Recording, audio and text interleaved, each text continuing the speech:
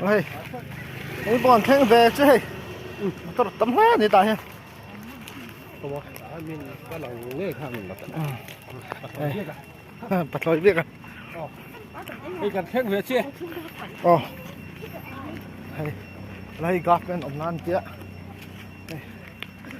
cái lệ ra scooty tới tấm hết à sao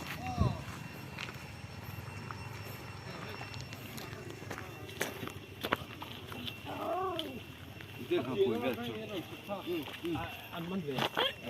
ăn tầm lòng đấy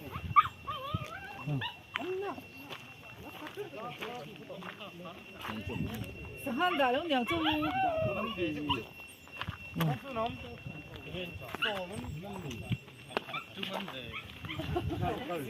không mua liền thay qua là gì bắt hạt bôi cái gì cứ mỏ ba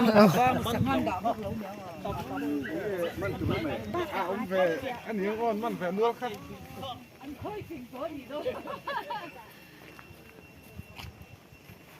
này ăn đủ lên ăn mừng mai em để khu lại khu nồng mèo tụ cô lại khôi kinh sao măng tụ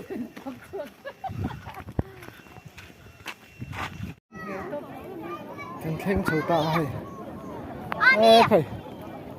đi ra bớt lên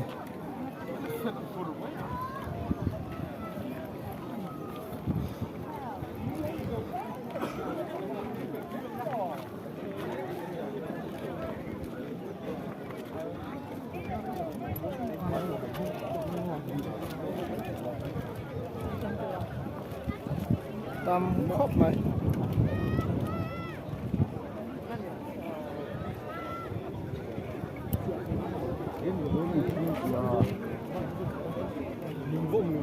mau gì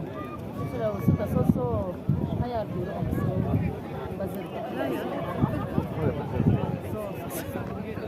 đây là cần có vậy tôm lắm bằng cái thế này